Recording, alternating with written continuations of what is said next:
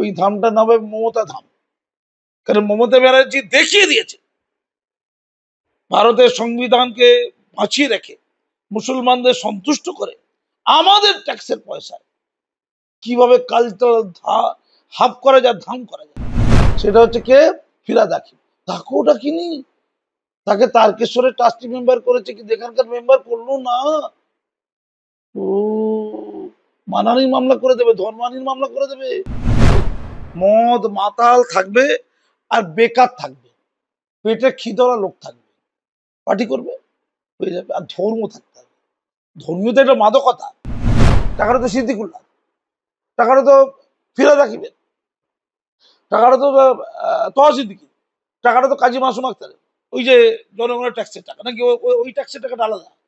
নাকি হিসাব করা হচ্ছে জনগণের ট্যাক্সের টাকার মধ্যে যেটা যেটা হিন্দুদের, শুধু ওই টাকাতে তৈরি?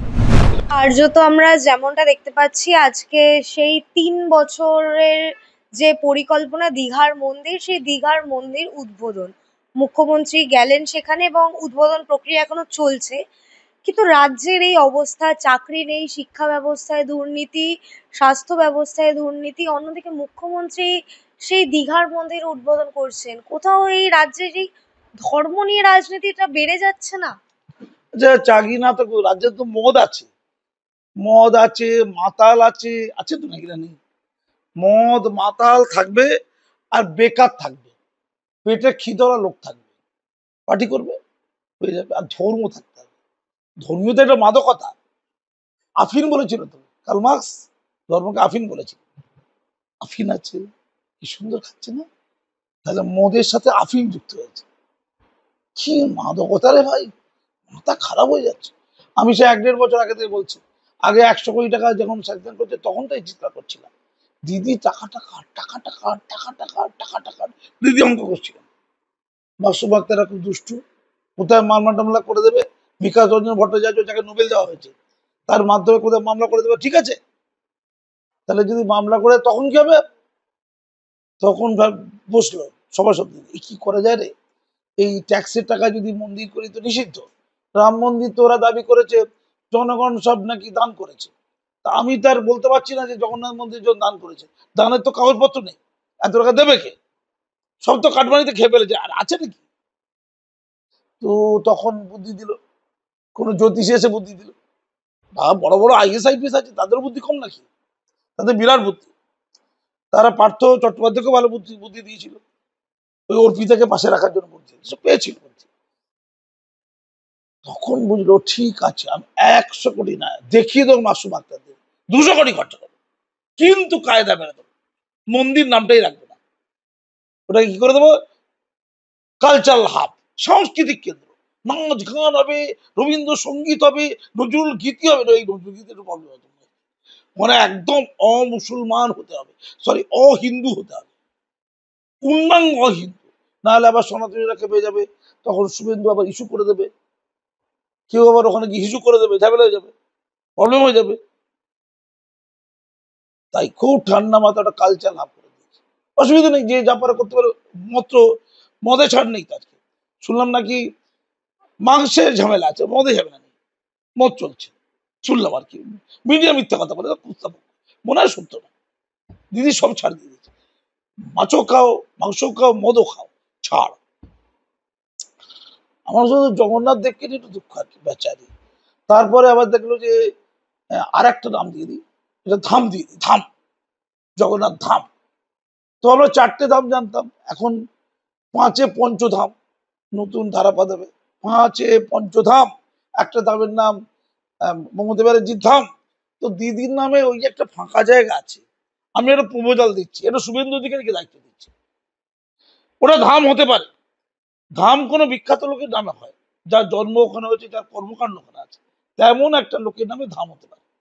যে ধামগুলো হয়েছে পুরীর জগন্নাথ ধাম, ওই জগন্নাথের কর্মকাণ্ড স্মৃতি বিজড়িত জায়গা ওঠা। তো দীঘাতে তো ওই সমুদ্রের ধারে কি সব স্মৃতি হয় তো আমরা ভালোই জানি, কি স্মৃতি কি ক্ষতি, ভালোই হয়। মন্দিরের ছবি আর প্রসাদ পাঠাবেন? পরে বলছি, এখন যেটা হচ্ছে এই ধামটার কথা বলছি, ধামটাকে সমাধান করি। সেই ধামের জায়গা আমি একটা প্রপোজাল দিচ্ছি, এই প্রপোজাল কেন্দ্র সরকারের কাছে পাঠাবে শুভেন্দু অধিকারী, ওই ধামটার নাম হবে মমতা ধাম। কারণ মমতা ব্যানার্জি দেখিয়ে দিয়েছে ভারতের সংবিধানকে বাঁচিয়ে রেখে মুসলমানদের সন্তুষ্ট করে আমাদের ট্যাক্সের পয়সায় কিভাবে কালচার হাফ করা যায়, ধাম করা যায়। এই এত যে ক্যারিশমা, অসাধারণ দেখতে। তুমি স্থাপত্য খেয়াল করে দেখেছো? কিন্তু তোমাদের মতো কিছু কুচুট আছে, তোমাদের মতো কুচুটেরই তো রাজ্য সমস্যা, সারাক্ষণ কুচুটেগিরি করছে আর কি। এত বড় কাজকে স্বীকৃতি দিচ্ছ তোমরা। তোমরা বলছো কি তাজমহলের মতো নকল তাজমহল করলে কখন কি সেটা কি গুরুত্ব পাবে, ঐতিহাসিক হবে বলছো তো? জমি একর বেশি যদি হোক, তোমরা তো কুচুটে, তোমাদের জন্য তো প্রবলেম। সব শুভেন্দুর দলবৎসব আর কি, তোমাদের জন্যই তো প্রবলেম। তোমরা কি বলবে? তোমরা বলবে জগন্নাথ ধাম পুরীর যেটা সেটা হচ্ছে আসল, এটা হচ্ছে নকল, ওটা হচ্ছে ময়ূর, এটা হচ্ছে কাকে ময়ূরের পেখম পরা, বলে এটাকে ঐতিহাসিক করতে দেবে তোমরা? ঐতিহাসিক করবো আমরা। আমরা কেন্দ্র সরকারের কাছে প্রপোজাল পাঠাবো, মমতার নামে হবে মমতা ধাম। ওর পাশেই কত কাজ করলো, এত মানুষের সেবা করলো, করে দেখিয়ে দিল। জগন্নাথ দেবকে এর চেয়ে সম্মান কে দিতে পেরেছে? তো একটা প্রবলেম আছে জানো তো। সেই কবি বলেছিল, রথ বলে আমি দেব, পথ বলে আমি, মূর্তি বলে আমি দেব, হাসের অন্তর্যামী। জগন্নাথ দেব মনে হচ্ছে হাসছেন না কাঁদছেন আমি জানি না। সম্মান দেওয়া না রাজনীতি করা, এটাও বুঝতে পারি না। আচ্ছা, জনগণ কি কিচ্ছু জানে না? ঠিক শুভেন্দু জেনে গেছে, সে একদম কাঁথিতে বিরাট আয়োজন করে ফেলেছে। আদালতকে দিয়ে আটকাতে যেতে হয়, শুভেন্দু তো পারা যাবে? আদালত ফাদালত ছিটকে করে দিয়েছে, বিশাল আয়োজন। ধর্মের নামে বিষ ছড়াচ্ছেন তো। বীজটা কি? ওরা আমিষ চড়াচ্ছে, ওরা আমিষ নিরামিষ। দিদি যদি ওখানে নিরামিষ চড়ায়, উনি ওখানে আমিষ চড়াবেন। ফালতু সব কথাবার্তা। ওইদিকে আবার সুকান্ত আছে, সে আবার যে মন্দিরগুলো ভেঙে গিয়েছিল, কত ধর্মরক্ষার কাজ না। আসল কাজ কোনটা? যে মন্দিরগুলোকে হিন্দুদেরকে না কারা সব আছে দুষ্টুগুলো ভেঙে দিয়েছিল, সেই কাজটা কিন্তু আজকে দিনে করছে, অক্ষয় তৃতীয়া দিনে। এটা কিন্তু খুব কার্যকরী জিনিস, এটা কিন্তু ধর্মরক্ষা জিনিস। তুমি এটাকে নিয়ে খেলি করতে পারো না। এই কাজটা আজকে দিনই করলো, তার জয় কার হলো, পরাজয় কার হলো।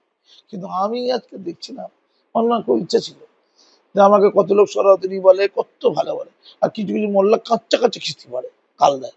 সনাতনী বলেছে কেন? খুব খারাপ। তাহলে তো দিদি হয়ে যাবে, মমতা ব্যানার্জি হয়ে যাবে।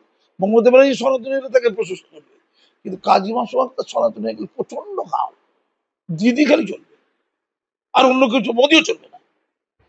তো সেই আমার ইচ্ছে ছিল না আজকে যাওয়া, গর্বগিরির মতো ঢুকে যাওয়া দিদির সাথে, ডালি নিয়ে, প্রসাদের ডালি নিয়ে দিদির সাথে গোল হয়ে ঘোরার ইচ্ছা ছিল না।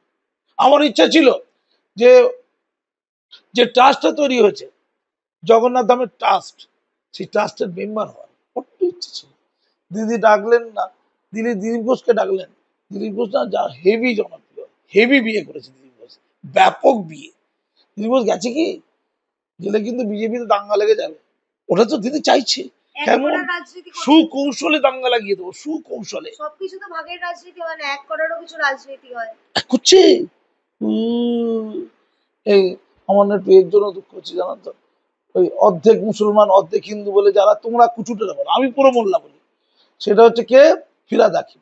তাকে ওটা কিনি, তাকে তারকেশ্বরের ট্রাস্টি মেম্বার করেছে, কিন্তু এখানকার মেম্বার করলো না। ও মানহানির মামলা করে দেবে, ধর্মহানির মামলা করে দেবে। জগন্নাথ দেবের নামে তুমি ড্যাবি জগন্নাথ দেব করছো এখানে, সেখানে মোল্লাদের ঢোকাচ্ছ। অহিন্দুদের প্রবেশ নিষেধ, সেটাকে দিদি কিন্তু শিরোধার্য করেছে। তবে তোহা সিদ্দিকি, আব্বাস সিদ্দিকি, কাসেম সিদ্দিকিকে একটু ডাকলো না, নিজের পক্ষে একটু সিদ্দিকুল্লাহকে ডাকলো না, ও তো লড়াই করলো, হুমায়ুন কবিরা ডাকলো না, একটু দূরে গেটের বাইরে বসিয়ে রাখতে পারতো, গেটের বাইরে যেহেতু নাই বলে। আরে এক্ষেত্রে সম্প্রীতি বলে, তুমি ইফতার পার্টিতে যাবে, তুমি রেড রোডে মেন হয়ে যাবে, মোল্লাদের জায়গায় চলে যাবে, আর তুমি এখানে এত বড় একটা অনুষ্ঠান, 200 কোটি টাকা আমাদের টাকা, এই টাকাটা তো আমার, টাকাটা তো সিদ্দিকুল্লাহ, টাকাটা তো ফিরাদ হাকিমের, টাকাটা তো তোহা সিদ্দিকি, টাকাটা তো কাজী মাসুম আক্তারের। ওই যে জনগণের ট্যাক্সের টাকা নাকি ওই ট্যাক্সের টাকাটা আলাদা নাকি? হিসাব করা হচ্ছে জনগণের ট্যাক্সের টাকার মধ্যে যেটা যেটা হিন্দুদের, শুধু ওই টাকাতে তৈরি হয়েছে, এরকম নাকি? এরকম কোনো মূল্যায়ন করার জন্য কমিটি হয়েছিল নাকি? এই ট্যাক্সি টাকাটা কে দিয়েছে রে? মোল্লা দিয়েছে না? এই চলবে না, শোনা, ওই টাকা মসজিদ হবে। এই ট্যাক্সি টাকা কে দিয়েছে? মনীষা দিয়েছে, ওই টাকা মন্দির হবে। এরকম কিছু হয়েছে? এরকম হয়নি। ফলে যখন হয়নি তখন এদেরকে তো অন্তত গেটের কাছে বসে দিতে পারতো। গেটের কাছে বলছে, আমি ভেতরে নাই বহন। বড্ড নাই স্যার। আমার খুব ইচ্ছা ছিল, আমি কিন্তু আমার রাগ আছে জানো তো, কালচার আমি ঢুকিয়ে যাবো। আমি ওখানে গান গাইবো, কি রবীন্দ্রসঙ্গীত গাইবো, আমি কালচার করবো। তোমাদের সঙ্গে নেবে, তোমরা কালচার করতে আসবে আমার সাথে, সব মিলে একসাথে হই হই করে কালচার করবো। আর এই প্রসাদটা নিয়ে না কুচুটিদেরই সব ছবি দেবে, প্রসাদ দেবে। আমি ওর বউকে বলে রাখছি, আমার বাড়িতেও তো দেবে নাকি, এটা কি মোল্লাদের দেবে না নাকি? তহাসি দিয়ে কিন্তু প্রসাদ দিয়ে দিতে হবে, তহাসি দিয়ে খেতে হবে কিন্তু। ও তোহা ভাই, আপনার কি প্রসাদ চাই নাকি ধর্ম গরু হয়েই থাকবেন? তোহাকে প্রসাদ দেবে, সিদ্দিকুল্লাহকে দেবে, হুমায়ুন কবিরকে দেবে, কাসেম সিদ্দিকে দিতে হবে, আব্বাসী নওশাদ সিদ্দিকীকে কিছু টাকা দিতে হবে। আমাকে নাই বা দিল, ওদেরকে দিলেই হবে।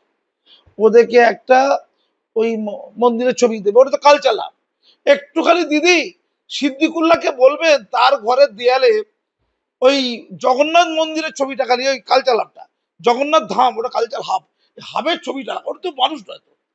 ইসলাম ধর্মে জানেন তো বিল্ডিং এর ছবি রাখা যাবে, বিল্ডিং এর ছবি, পশু পক্ষী ছবি রাখা যাবে, তো মানুষের ছবি ইসলামে বৈধ না। তো মক্কা মদিনার ছবি রাখা যায়। তো মক্কা মদিনার ছবির পাশে একটু সিদ্দিকুল্লাহকে বলবেন সহিষ্ণুতার বাণী আপনি শিখিয়ে দিয়েছেন, সবই তো এক, সবই তো ধর্ম, যার যার উৎসব সবার, উৎসব, সেই উৎসবের ছবি, সাংস্কৃতিক জায়গার ছবি, যেমন রবীন্দ্র সদনের ছবি, বা বা কোনো একটা ভালো, এই যেমন ধরুন নবান্নর ছবি দেখা যাবে তো, নবান্ন ছবিতে সিদ্দিকুল্লাহ আছে, নিশ্চয়ই তার পাশে ওই জগন্নাথ ধামের ছবিটা তার বাড়িতে রাখতে হবে। সিদ্দিকুল্লাহ পারবেন তো? প্রসাদটা কিন্তু লুকিয়ে খেয়ে দিতে পারে, তবে ওখানে আবার বিষ টিষ না দিয়ে দেয়, ভয় লাগে। সব সব কুচুটের লোক আছে, প্রসাদের মধ্যে বিষ ঢুকিয়ে দেবে। দিদি আজকে 15 জন মারা গেছে, বেশি না, এই পুড়ে জ্বলে মারা গেছে, এই কথা আপনার বাড়ির পাশে। ওরা কি দোষ করেছিল? পশ্চিমবঙ্গে এসে হোটেলে দেখেছি। পশ্চিমবঙ্গে আসবি হোটেল থাকবি, তোকে জ্বালিয়ে দেবো না, চলে গেছে, ঠিক করেছে। হ্যাঁ, আপনার কলকাতা পুরসভার আন্ডারে, হ্যাঁ, কাউকে গ্রেপ্তার করা হয়নি। ভালো আছেন তো? মানুষ মরে গেছে। আমি জানি জগন্নাথ দেব কাঁদছেন, আপনি কাঁদছেন কি? আর কত কাঁদাবেন? চাকরি নেই, বাকরি নেই, শিক্ষা নেই, দীক্ষা নেই, সুস্থতা নেই, আনন্দ নেই, সব ধসে গেল যে। 26,000 কাঁদছে চাকরি প্রার্থী, আরো 32,000 কাঁদবে। জগন্নাথ দেব কি সুখী আছেন? হায় রে, আমি খালি ওই পাগলদের কথা ভাবি। একটা মসজিদ করার দাবি হবে, হবেই হবে মসজিদ করার দাবি। আমি ওই উন্মাদদের কথা ভাবি, যারা ধর্মের সাথে রাজনীতিকে মিশিয়ে দিল, সহ্য করতে পারে।